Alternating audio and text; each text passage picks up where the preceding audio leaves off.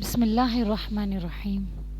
رسول اللہ صلی اللہ علیہ وآلہ وسلم کے پاس جب کوئی خوشی پہنچا کرتی تھی تو آپ صلی اللہ علیہ وآلہ وسلم سجدے میں گر جایا کرتے تھے، اور جب کچھ رسول اللہ صلی اللہ علیہ وآلہ وسلم کے پاس مصیبت پہنچتی تھی، کوئی تکلیف پہنچتی تھی، یا کوئی آندھی یا کوئی طوفان یا سورج گرہن یا چاند گرہن، جب کوئی اس طرح کی مصیبت آتی تھی تو رسول اللہ صلی اللہ علیہ وآلہ وسلم فوراً مسجد کی طرف روانہ ہوتے تھے۔ کہاں روانہ ہوتے تھے؟ مسجد کی طرف۔ نماز ادا کرتے تھے، اللہ سے رجوع کرتے تھے۔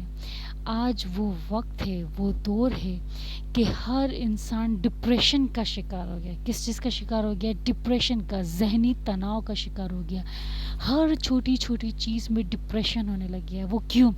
کیونکہ ہم اللہ سے دور ہو گئے ہیں، نماز سے دور ہو گئے ہیں۔ دیکھو، جب انسان اللہ سے دور ہوتا ہے نا، اس کی سب سے بڑی نشانی یہی ہوتی ہے کہ وہ نماز سے دور ہوتا ہے۔ جب جو شخص نماز کے جتنے قریب ہوگا، اللہ کے اتنے ہی نزدیک ہوگا، اور اتنی ہی پریشانیوں، ٹینشنوں اور ڈپریشن سے دور ہوگا، ذہنی تناؤ سے دور ہوگا۔ دیکھو، مصیبتیں ہیں، دکھ ہے، تکلیف ہے، بیماری ہے، آندھی ہے، طوفان ہے، سورج گرہن ہے، چاند گرہن ہے، زلزلہ ہے، سیلاب ہے، یہ تو اللہ کی طرف سے ہے، یہ تو آنے ہیں، آتے ہیں، آئیں گے، ٹھیک ہے۔ لیکن اس کنڈیشن میں، سچویشن میں آپ کو کس طرح سے عمل کرنا ہے، ہم کو کیا ری ایکشن دینا ہے، ہم کو کیا عمل کرنا ہے، اس میں ہم کو اللہ کی طرف رجوع کرنا ہے۔ اور وہ رجوع کوئی عام انسان نہیں کر سکتے۔ کیوں؟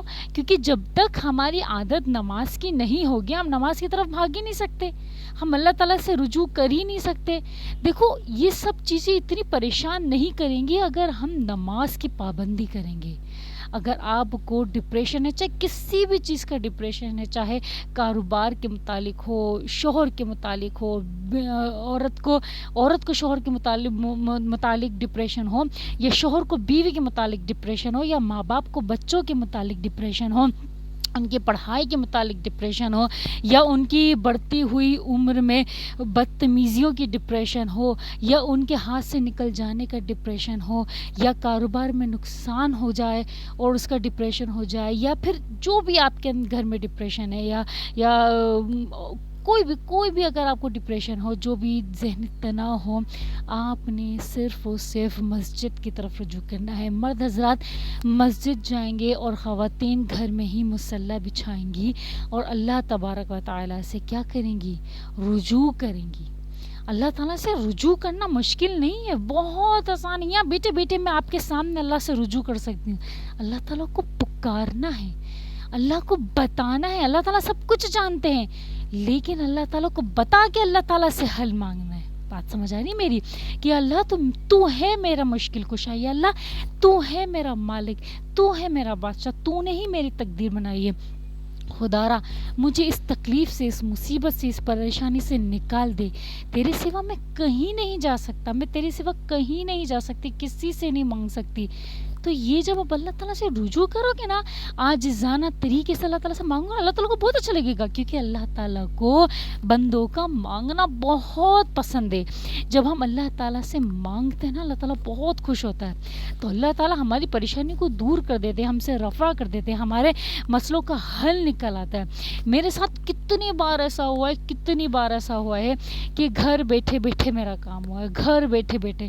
یہ میں نہیں کہتی کہ میں بہت متقی ہوں، پرہیزگار ہوں، یا میں بہت مومن ہوں، یا میں کوئی پیر نہیں ہوں، خدا نخواستہ لوگ پیرنی کا لفظ لگا دیتے نا، نہیں، میں کہتی ہوں میں خوش نصیب ہوں کہ اللہ تعالیٰ نے مجھے رجوع کرنے کا موقع دیا ہے۔ بات سمجھ آ رہی ہے میری؟ میں آپ کو بتاتی ہوں کہ مجھے کوئی 2 سال پہلے کی بات ہے کہ جب فنگل انفیکشن کی ہوا چلی تھی، سب کو خارش کی ہوا چلی تھی، ہمارے گھر میں بھی سب کو خارش لگ گئی تھی، فنگل انفیکشن ہو گیا تھا۔ گھر والوں نے دوائی وغیرہ کھائی تھوڑی، اور نہیں بھی کھائی، تھوڑا تھوڑا ہوا اور سب کی ٹھیک ہو گئی، لیکن میری ٹھیک نہیں ہو رہی تھی، اور اتنی دوائیاں کھا رہی ہوں، دوائیاں بھی اتنی مہنگی، لیکن میری انفیکشن ٹھیک ہی نہیں ہو رہا۔ میرا یہ پورا چہرہ بھر گیا، بالوں کے اندر تک جانے لگ گیا تھا، اتنا زیادہ میرا فنگل انفیکشن پھیل گیا تھا۔ تو میرے گھر والے کبھی کس حکیم کے پاس کبھی کس حکیم کے پاس نمازیں پڑھ رہی ہیں، اللہ سے دعائیں بھی مانگ رہی ہوں، لیکن صدقے بھی دے رہی ہوں، اس کے باوجود فنگل انفیکشن میرا صحیح نہیں ہو رہا تھا. میں نے کوئی 1 سال دوائیاں کھائیں، جس نے جو بولی وہ دوائی کھائی اور نمازیں پڑھی اور استغفار کیے، توبہ کی، نفلیں پڑھی، صدقے دیے، اللہ سے رو رو کے دعا مانگی. اس کا نتیجہ پتہ ہے کیا نکلا؟ اللہ سے جب میں نے دعائیں مانگی نا رو رو کے، تو اللہ تعالیٰ نے مجھے راہ دکھائی کہ دوائیوں کو چھوڑ اور مکمل میری طرف رجوع کر لے.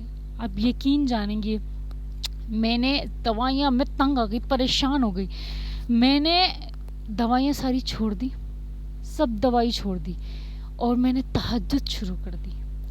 جب میں نے تہجد شروع کری ہے، اب یقین جانیں مجھے نہیں پتا کیسے اللہ تعالیٰ نے، کیا کرشمہ اللہ تعالیٰ نے دکھایا. اللہ تعالیٰ نے اپنا کرشمہ مجھے دکھایا. میرا فنگل انفیکشن ایسے غائب ہوا ہے، ایسا ختم ہوا ہے جیسے جڑ سے ایک نشان، ایک دھبا کہتے ہیں نا، ایک دھبا تک نہیں ہے میرے چہرے پہ یا میرے بال پہ یا میرے ہاتھ میں یا میرے جسم کے کسی بھی حصے میں.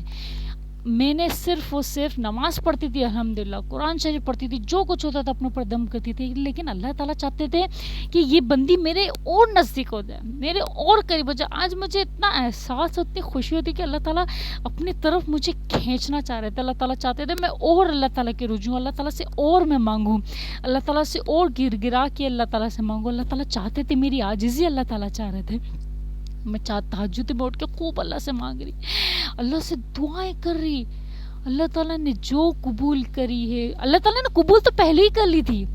اللہ تعالیٰ نے میری وہ دعا تو پہلے ہی قبول کر لی تھی کہ میری تکلیف تو دور ہوگی. اللہ نے پہلے ہی دعا میری قبول کر لی تھی، لیکن وہ اس طرح سے ختم ہوگی. یہ بہت خوبصورت اللہ تعالیٰ کا انداز تھا کہ اللہ تعالیٰ چاہتے تھے کہ میں تہجد میں اٹھوں، تہجد میں اللہ سے مانگوں، سجدے میں گروں، سب سوئے ہوئے ہوں اور میں صرف اور صرف میں عبادت کر رہی ہوں. اللہ تعالیٰ کو یہ چاہیے تھا میرے ساتھ. تو میں نے اللہ تعالیٰ سے تو اللہ تعالیٰ نے میرے لیے راہ ہموار کی. اللہ تعالیٰ مجھے وہاں لے کر، میری تو کوئی اوقات نہیں، کوئی مجال نہیں، میری کوئی حیثیت نہیں کہ میں تہجد میں اٹھ کے تہجدیں پڑھ سکوں. بات سمجھ آ رہی میری؟ یہ اللہ تعالیٰ کی طرف سے. اور یہ کیسے ہوا؟ یہ ایسے ہوا کہ اللہ تعالیٰ نے مجھے نماز کی توفیق دی. جب آپ نماز کی پابندی کرتے ہو نا اور اللہ تعالیٰ سے نماز میں مانگتے ہو، تو اللہ تعالیٰ پھر آپ کے لیے راہ ہموار کرتے چلے جاتے ہیں. اللہ تعالیٰ سے راہ ہموار کرنے کی دعا مانگو. مجھے کچھ بھی پریشانی ہوتی ہے، چاہے میرے گھر میں، چاہے میرے بہن بھائی یا میرے والدین، کسی پہ بھی کچھ ہوتا ہے نا، میں فوراً میں کہتی ہوں تہجد. میری بہن کی شادی کا مسئلہ ہو رہا تھا، میں نے تہجد شروع کر دی. آپ یقین جانیں کیسی آنن فانن اور اتنے خاندانی انسان کے ساتھ شادی ہوئی ہے، سید انسان کے ساتھ شادی ہوئی ہے. حیران ہیں ہم لوگ، ششدر ہیں. اللہ تعالیٰ کا بڑا احسان ہے کہ اللہ تعالیٰ نماز میں اتنی خیر، اتنی برکت، اتنی نوازشیں رکھی ہوئی ہیں کہ ہم لوگ اس چیز سے محروم ہیں. بات سمجھ آ رہی ہے میری؟ تو آپ کو کوئی بھی پریشانی ہے، کوئی بھی ڈپریشن ہے، کسی بھی حد کا ڈپریشن ہے، چاہے کسی بھی حد کا ڈپریشن ہے، آپ نے نماز کی پابندی کرو، ٹھیک ہے؟ اور نماز کی پابندی ایسی کرو کہ اللہ تعالیٰ آپ کی راہیں ہموار کر دے. جائے اللہ تعالیٰ سے آپ دعائیں کرو، اللہ تعالیٰ تو میرے لیے راہ ہموار کر دے، اللہ تو میرے لیے راہ ہموار کر دے. اللہ تعالیٰ سے آپ دعائیں کرو عاجزی کر کے. جو بھی آپ کے لفظ میں پیار محبت بھرا اللہ تعالیٰ سے مانگنے کا طریقہ آتا ہے، ویسے اللہ تعالیٰ سے مانگو. اللہ تعالیٰ کو آپ کی ادا پسند آئے گی، اللہ تعالیٰ کو آپ کا کون سا سجدہ پسند آئے گا، اللہ تعالیٰ آپ کو اس ڈپریشن سے نکال لیں گے. ٹھیک ہے؟ میں سب کے لیے دعا گو رہوں گی، جو مجھے میرے سبسکرائبرز ہیں، میں سب کے لیے دعا گو رہتی ہوں. اللہ تعالیٰ سب کی مشکلات کو آسان کرے، سب کی پریشانیوں کو دور کرے. اور آپ سب لوگ بھی مجھے اپنے دعا میں ضرور یاد رکھیے گا. امید کرتی ہوں میری بات آپ کو اچھے سے سمجھ میں آئی ہو، اور میں دعا گو ہوں کہ آپ لوگوں کو میری بات ایسے سمجھ میں آئے، ایسے آپ کے دل اور دماغ میں ایسے گھر کر جائے کہ نماز کے بنا تو سکون آئے نہیں، نماز کے بنا تو چین پڑے ہی نہیں، نماز کے بنا تو نیند لگے نہیں. آپ کو پتہ ہے اگر ہمیشہ کی نماز نہیں پڑھتے نا تو ہمارے نیچے، ہمارے بستر کے نیچے نا آگ، جہنم کی آگ جل رہی ہوتی. لیکن ہمیں اس لیے نہیں دکھتا، ہمیں اس لیے نہیں پتہ چلتا کیونکہ ہم دین سے دور ہیں، اللہ کے خوف سے دور ہیں. تو اللہ تعالیٰ کی خوف، اللہ تعالیٰ کی محبت اپنے دل میں رکھو گے نا تو کبھی بھی نماز پڑھے بغیر نیند نہیں آئے گی. میرے کو عشاء کی نماز پڑھے بغیر اس لیے نیند نہیں آتی کہ مجھے یہ ہے کہ میرے بستر کے نیچے آگ جلے گی. آگ مجھے تپش محسوس تو نہیں ہوتی، لیکن ایک جسم میں ایک تلملاہٹ، ایک پریشانی، ایک بے چینی لگی رہتی، جلدی عشاء پڑھ لوں، جلدی عشاء پڑھ لوں. عشاء پڑھنے میں اکثر لیٹ ہو جاتی ہوں، لیکن پڑھے بنا اللہ تعالیٰ مجھے سونے نہیں دیتا. تو اللہ تعالیٰ کے لیے نماز پڑھو، اللہ تعالیٰ کے لیے، اور ایسا اپنے جسم کو بنا لو، عادی بنا لو کہ نماز پڑھے بغیر نیند نہ آئے. ٹھیک ہے، اللہ تعالیٰ ہم سب کو اپنے حفظ و امان میں رکھے. آمین. جزاکم اللہ خیرا، احسن الجزاء فی الدارین.